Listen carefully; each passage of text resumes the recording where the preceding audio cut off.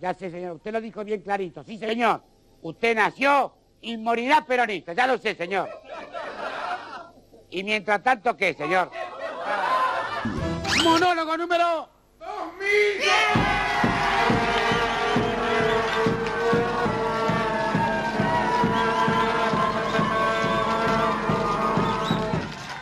Bueno, señores, monólogo 2000.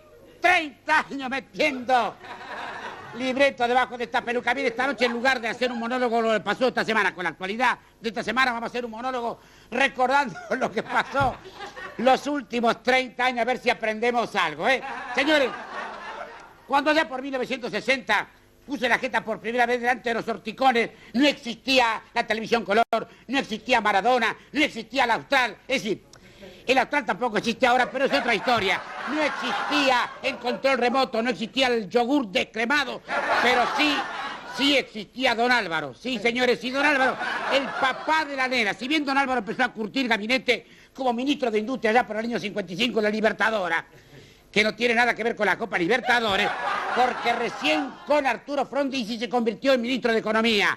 Porque le voy a decir más, antes de don Arturo Frondizi no existía el Ministerio de Economía, dicen los memoriosos que para aquellos años había un poco de guita en el Tesoro, y entonces con un ministro de Hacienda tipo Cereijo alcanzaba.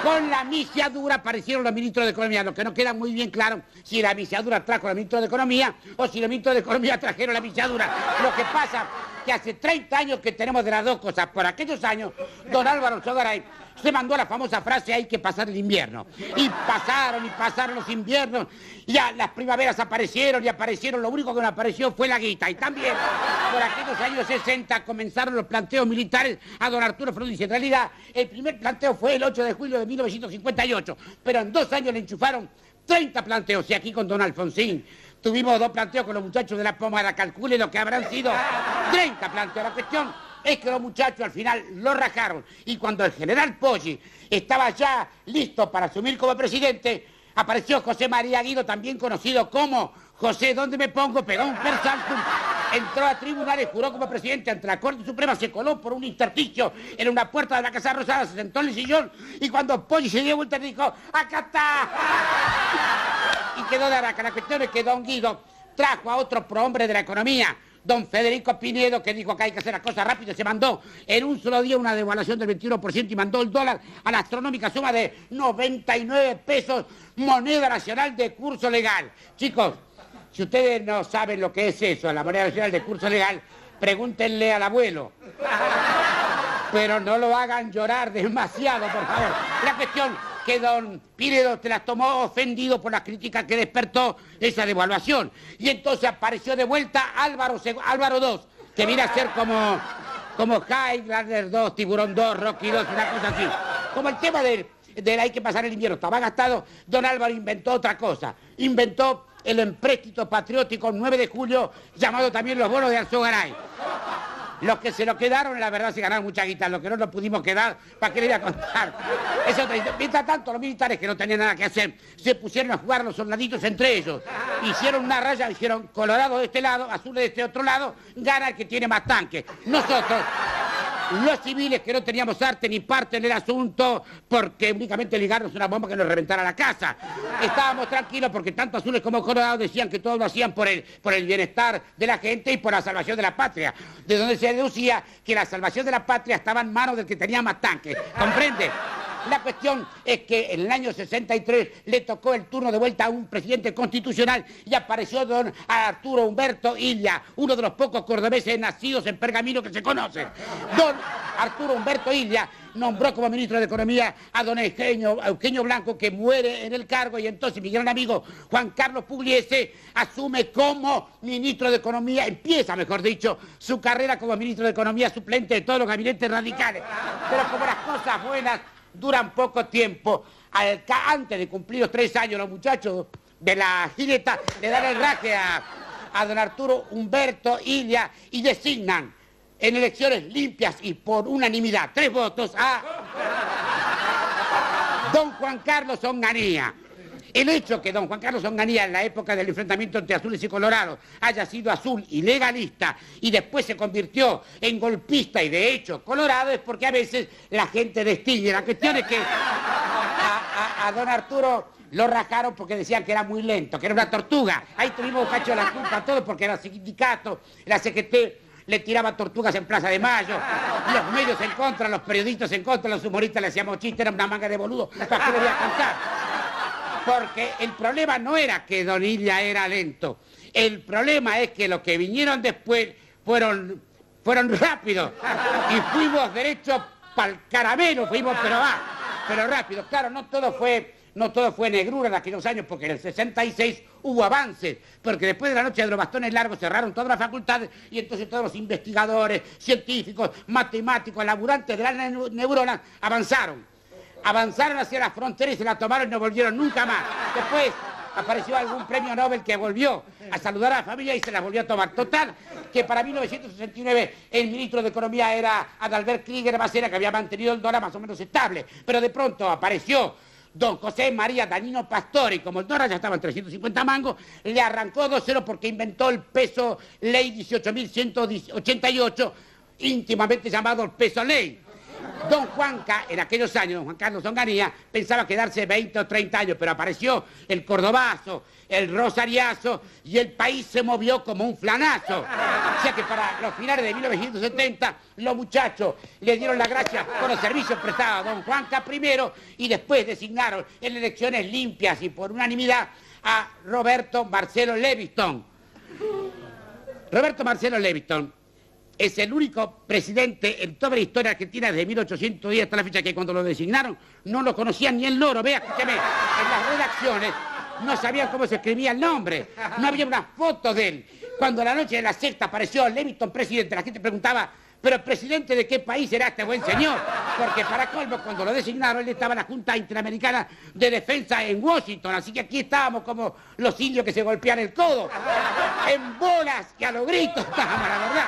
Por fin, don Levingston apareció, dijo, soy el presidente, y se sentó en el sillón a esperar órdenes. Lo que pasa, el problema fue que mientras estaba esperando las órdenes, empezó a jugar un jueguito que decía, pese a todo, yo soy el presidente. Don Lanusse, que era el inmediato superior, no le gustó nada la cosa, pero Rose va, Rose viene, don Levingston lo destituye a Lanusse escucha eso, caza el tubo y lo destituye a Levingston, y como donde manda teniente general, no manda general de brigada, Levingston volvió rápidamente al anonimato, cansado ya de echar presidente, había echado 2, don Lanusse pensó, para pensar como yo, nadie como yo. Entonces agarró y se nombró presidente sin dejar el cargo de comandante en jefe. Astuto el hombre, y enseguida inventó una cosa que se llamó el GAN, Gran Acuerdo Nacional. Entonces mandó al coronel Cornicelli a verlo a puerta de guerra, a mi gran amigo Juan Domingo.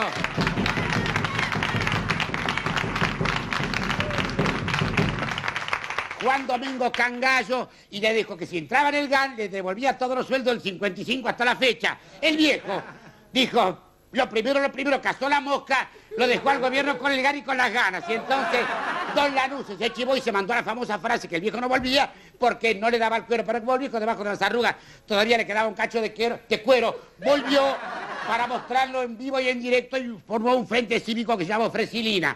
Pero como la Fresilina tenía nombre de antibiótico, lo cambiaron por Freculi. Escuche, Fresilina, Freculi, Frecupo, son todos remedios del mismo laboratorio.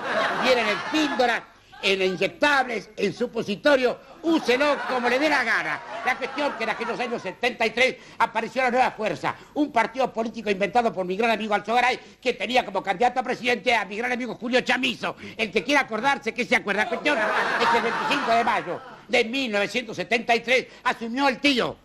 No otro tío, el tío Héctor J. Cámpora, y como el eslogan era Cámpora al gobierno, Perón al poder, los muchachos del bombo rápidamente lo renunciaron a don Héctor. Renunció el presidente, renunció el vicepresidente, renunció el presidente provisorio del Senado Diabia. Le hicieron una cosa ahí, que sí, lo que hicieron. La cuestión que quedó como candidato a presidente de la República, el presidente de la Cámara de Diputados, Raúl Lastiri, que casualmente era yerno de López Rega. La cuestión es que Lastiri, conocido también como José Corbata, porque tenía un montón y le encantaban, llamó a elecciones y ganó por unanimidad la fórmula Menem. Digo, no,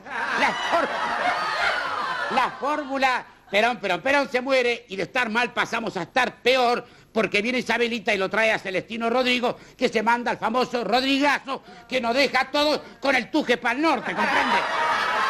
La verdad de la historieta es que don Celestino, que yo sepa, cabe destacar, y que yo sepa, fue el único ministro de Economía que se comió cana por cuestión de su gestión como ministro. Cosa que no le ha pasado a ningún otro ministro de Economía.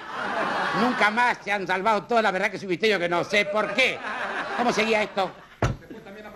Después de Celestino Rodrigo. Después de Celestino Rodrigo apareció Tony Cafiero. Sí, Tony Cafiero. El del sí. El de si lo hubiera sabido lo llamaba el plebiscito. Y después de él apareció Mondelli, que Isabel decía no me lo toquen al gordito. Cuando se murió Perón, es una acotación que le voy a hacer, yo estaba laburando en este canal, me llamaban para decirme vamos a parar un poco con los programas humorísticos, hay que hacer un duelo. Y yo pensé también que lo suspendan un par de semanas. La verdad que no lo suspendieron un par de semanas, lo suspendieron un par de años. Porque después vinieron los muchachos en el 76 de vuelta y ya siguieron, porque era que entonces eran largos los duelos, ¿comprende? Y así llegamos a la época del proceso, donde el ministro de Economía era José Alfredo Martínez de Oz, y el proceso lo voy a pasar por alto porque la verdad que no, mejor no recordarlo, ¿no es cierto? Así que hice un persalto y me aparecí en La Democracia en 1983 con Alfonsín, Grispo, Zurril, el Austral, el Desafio, Juan Carlos Pugliese II, el Bolonqui y Jesús Rodríguez, casi como Jesús termina crucificado.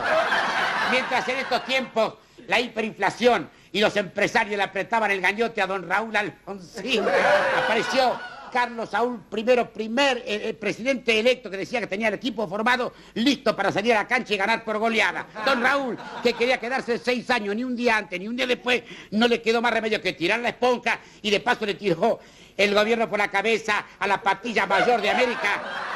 Carlos Saúl primero, ya que estamos, señor. 30 años. 30 años bancándose 16 presidentes y 37 ministros de Economía que se lo pasaron diciendo esta es la crisis más grande que está sufriendo el país, hay que reducir el gasto público, hay que laburar más, hay que invertir en leyes. Mientras tanto, quiere que le diga una cosa, mire, este peso moneda nacional le arrancaron 2 ceros con este otro peso ley 18.188, a este le arrancaron 4 ceros con este otro peso argentino y como si esto fue a poco le sacaron 3 ceros más con este peso, con este austral.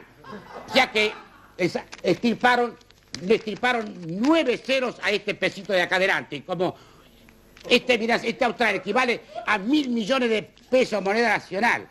Y como en aquel entonces se compraba con 83 pesos moneda nacional, $1, este austral equivale a 12 millones de dólares. Lo cual parece un chiste si no fuera una joda grande como una casa.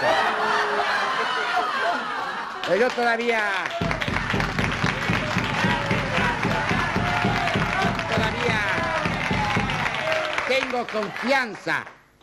tengo confianza, por eso le digo a los políticos y a los funcionarios, no a todos los políticos ni a todos los funcionarios, porque hay que preservar las instituciones. A algunos políticos y a algunos funcionarios que están ahí viéndome, si siguen haciendo las cosas que están haciendo, yo voy a tratar de estar acá todo el tiempo posible para seguir jodiendo. Y para cuidarlos también. Y para preservarlos de la máquina de cortar boludos, porque si pusiéramos la máquina de cortar boludos dentro de la máquina del túnel del tiempo y se pusiera a cortar boludos históricos con retroactividad, otra hubiera sido la historieta hoy. Historieta que como país no creo que nos merezcamos. Esto lo dice mi libretito Santiago Varela. Yo no estoy tan seguro. Un cacho de culpa tenemos también. Por eso les digo, mis queridos chichipíos, a seguir laburando verbú con papas fritas y good show.